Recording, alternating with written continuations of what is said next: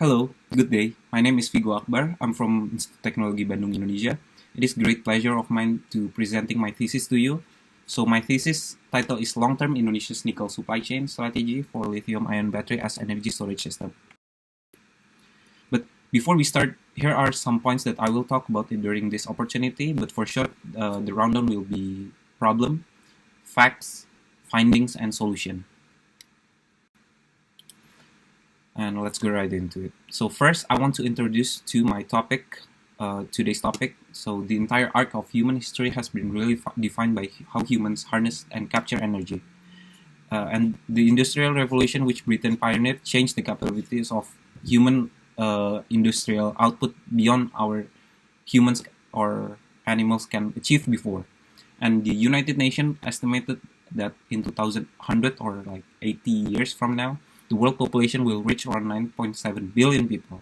So next, the question becomes, how can we provide energy for that many people? Or is that Earth can provide and sustain the energy needed for that many people? And Earth's natural resources, mainly carbon-based sources found in coal, gas, and oil, has been fueled to this civilization. Harnessing this carbon-based energy will have carbon as derivative output. A great amount of carbon dioxide can really change our climate into hotter temperature and greenhouse gases and effectively majority of world population has already felt the impact of it, and this will not certainly not sustain solution for our future or next generation. That is why in 2015 there is world leaders agree and commit to reduce their carbon dioxide emission and investing more into renewable energy sources in the far and in near future in the Paris Agreement. And so here is our current electric grid using carbon-based sources, in this case coal.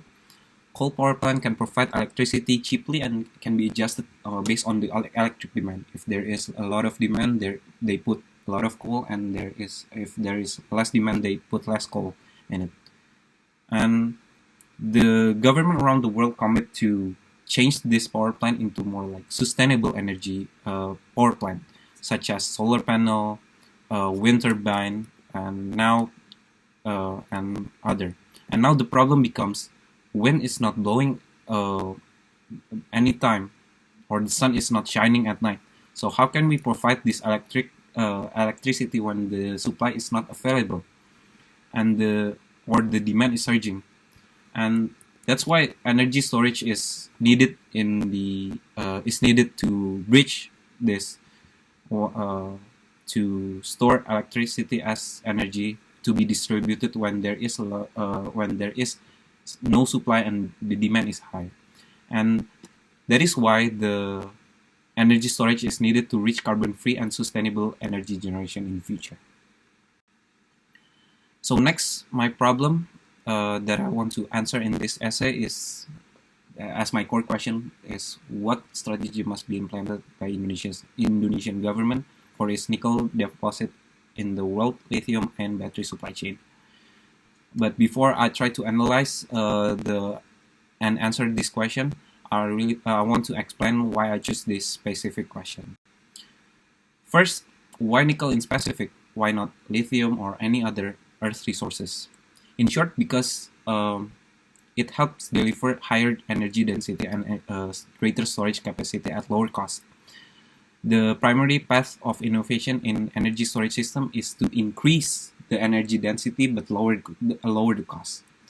The abundance of nickel in the world made an economical choice for mass scale and production capacity.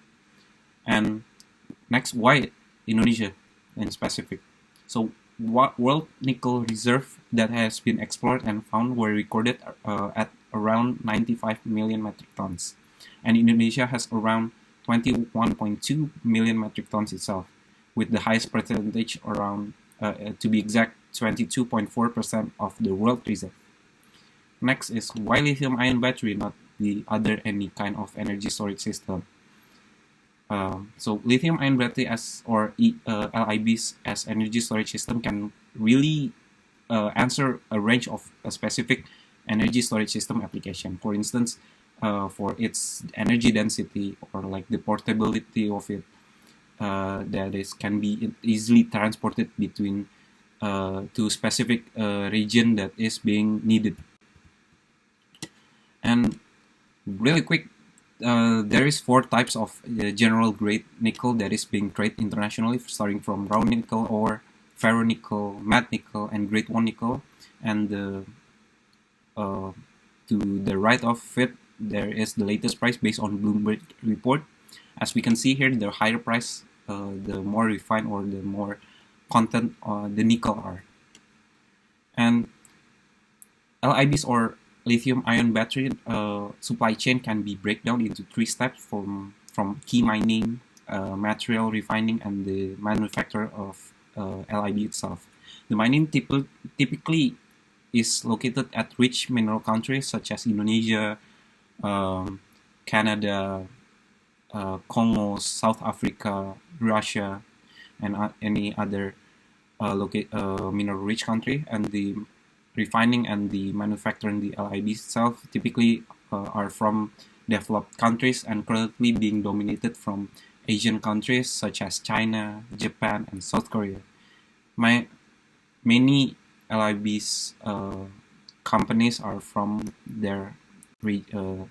this specific region. Some overview of graph and trends for installed renewable energy growth, renewable energy sources, and the price of renewable generators, and price of LIB. Next, here are some LIB producer market share, the nickel price, and nickel production in ton by country. So, yeah, based on the overview that is previously and the next data shown in the analysis, this research will use methodological qualitative approach, since it will investigate the demand and supply paradigm of nickel industry. Various analytical data are used to diagnose this change in demand, and develop analytical data can provide a long-term direction in which given market is moving, and construct where future can where plans and policies that can help in the development and to net carbon free carbon energy sources. Next, the analysis and findings that I found, and here are points that I will talk about. There is 5 points. First is the current position of Indonesia and the past 10 years, and which a great amount of nickel reserve and high demand of such resource in early 2010s. Indonesia's nickel industry can be classified as export and easy money oriented, with just small amount of nickel being used locally and just exporting it in raw and low grade to make a quick revenue. And yeah, and as we can see here, actually the amount of quantity exported and how much income that is made, and the revenue correlated with quality type of nickel that is being exported. Here is price index based on March 2005 commodity price between 3 commodity price: non-fuel commodity, metal commodity, and nickel commodity. So we can compare each commodity price fluctuation to one another if there is specific events or any other events. And I want to highlight the 2014 nickel export ban. A policy prohibiting the export of unprocessed nickel was implemented on January 11, 2014, as a part of resource development strategy. The government strategy to remove their reliance on commodities and exchange their economy include like these three points. First is horizontal expansion into other industry or or export diversification. So it's not only focus on this specific sector on nickel.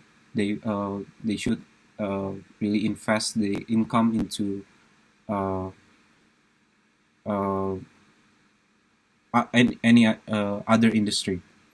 And Indonesia actually had some success in this method, investing oil profits in the 80s and 70s into agriculture and other industry.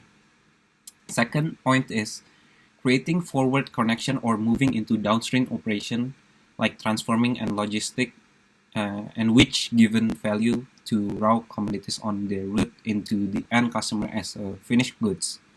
For example, Malaysia's rubber industry has completely integrated supply chain that grows processes rubber before fabricating it into finished product for automotive application, industrial application, or medical application. The third is generating the inputs needed by major commodity sectors locally. And this method in particular is hot topic in today's development, and particularly when it comes to local content in the similar themes. And these 3 points commodity-led growth model has been dictated in various fashion for decades, based on the evolution of multiple industrialized economies. For instance, during the 20th century, developed nations like Australia, Canada, and Norway used their version of these 3 tactics to effectively restructure their economies, to move their reliance on specific uh, natural resource or sector. Next is the current strategy. First is build infrastructure. So building the infrastructure needed to develop their ore to be processed, from ore to processed material.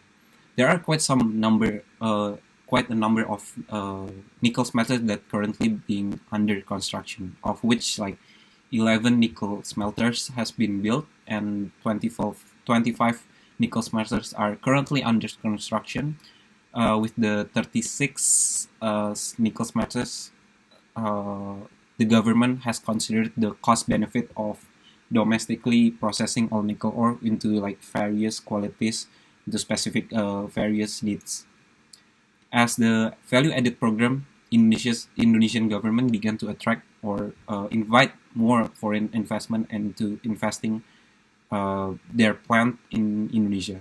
Like currently, Hyundai already built a battery plant in Karawang, Indonesia, and CATL from China already have commitment to invest in Indonesia. And latest meeting between Indonesia's President Jokowi and Elon Musk of Tesla touch this sector around batteries potential in Indonesia. Next is to identify external forces faced by the government. Pastel analysis is used between political, economic, social, technology, environmental, and legal. Next is SWOT analysis, is the strength and weakness, opportunities and threats. And the last one is the conclusion itself. So to wrap this up, we can see that the future of sustainable industry is, in fact, the future. The movement creates an opportunity in the energy industry, even though carbon-free energy generators can produce energy and delivering it without the energy storage system. To reach net carbon energy, some kind of energy storage system is needed to cope with both high and low peak demand time of energy.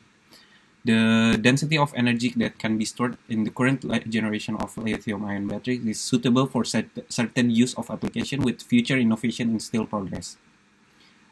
The shift of exporting raw nickel and ore to process nickel ore is the right step for the Indonesian government to maximize their sustainability transition. And yeah, that's basically it. And thank you. if there is question or more further, yeah, you can just email me here. Thank you.